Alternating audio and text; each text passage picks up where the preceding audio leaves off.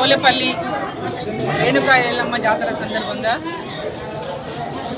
రేణుకా ఎల్లమ్మ తల్లి యొక్క ఆశీర్వాదం కోసం ఈరోజు గుడికి రావడం జరిగింది.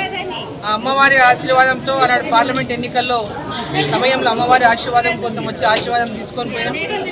అమ్మవారు నాకు పునర్దర్శనం కలిగించే భాగ్యం కలిగించమంటే పునర్దర్శనం చేసుకునే భాగ్యాన్ని కలిగించింది. పార్లమెంట్లో అమ్మవారు యొక్క ఆశీర్వాదంతో గెలిచినాం.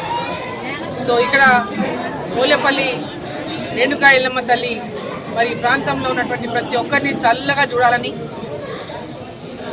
ప్రతి ఒక్కరు కూడా సుఖశాంతులతో జీవించే విధంగా అమ్మవారు ఆశీర్వదించాలని చెప్పి నేను కోరుకుంటా ఉన్నా.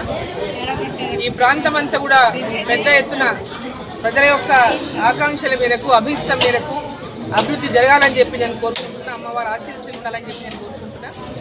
తెలంగాణ ప్రాంతం, భారతదేశం, నరేంద్ర మోదీ గారికి అమ్మవారి ఆశీస్సులు ఉండాలని, ఈ భారతదేశం వీక్షిత్ భారతదేశంగా తీర్చిదిద్దాలని ఒక లక్ష్యంతో నరేంద్ర మోదీ గారు ఏదైతే అడుగులు వేస్తూ ముందుకెళ్తున్నారో ఆ అడుగులను విజయవంతంగా నడిపించాలని, 2047 కల్లా భారతదేశం ప్రపంచ దేశాల్లోకెల్లా అభివృద్ధి చెందినటువంటి దేశంగా మరి ఈరోజు నరేంద్ర మోదీ గారు ఏదైతే ఒక విజన్తో ముందుకు వేస్తున్నటువంటి ఆ విజన్ని అమ్మవారు పూర్తి చేయాలని, పూర్తి ఆశీస్సులు అందించాలని చెప్పి కోరుకుంటూ తెలంగాణ ప్రజలకు, దేశ ప్రజలకు అందరికీ ఆశీస్సులు అందించాలి, అమ్మవారు ఆశీస్సులు ఉండాలని చెప్పి నేను కోరుకుంటున్నాను.